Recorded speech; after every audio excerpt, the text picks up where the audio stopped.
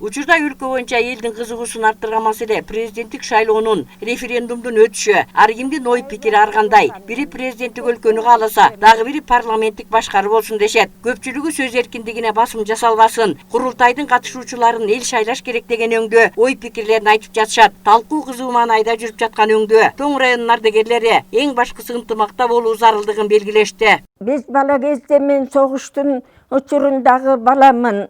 Ал кезде жокчулук болуп, кенедей талкан да табылчу эмес. Бир жаргылчак тартып отурганда ошол өтүп баратканда бир уштап арпасынан берсе, бул эң бир чоң сыймык болгон бизге. Бирок ошол кездерде ынтымак да күчтүү эле.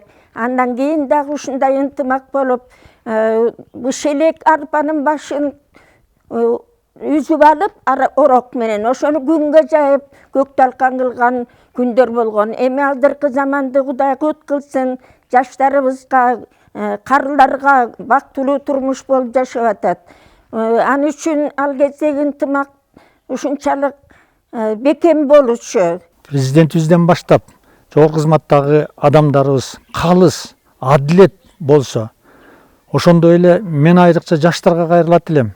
Ушу жаштарыбыз бир багытты көздөп, бир тилекти көздөп, бир максатты көздөп, келечекке бир чыныгы багыт менен кетсек деген ой. Биздин элибизде, биздин улуу муун бабаларыбыз айтып кеткен, ырыс алды ынтымак. Ынтымагың болбосо, алдыңдан тайыт алтын так.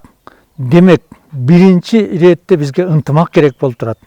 Өлкөбүздүн гүлдөп өсүшү үчүн ынтымактын болушу негизги пайдабал. Ошондуктан улам ардагерлерден жалпы элдин түйшөлүүсү жөн жерден эмес. Азыр бай бол, бар бол деген баталарды беришет айрымдары. Андан көрө имандуу бол, абийирдүү бол, элге керегин тийген адам бол деген сөздөрдү айтсак жакшы болот эле. Эми илгертен эле биздин кыргыз элибизде ушул философиялык сөздөрдү, акыл насаат, санаттарды айтып жаштарды ушул ынтымакка, жакшынакай имандуу болуп, улууларды сыйлоого чакырып келген. Манас бабабыздан бир айтылган жакшы сөз бар.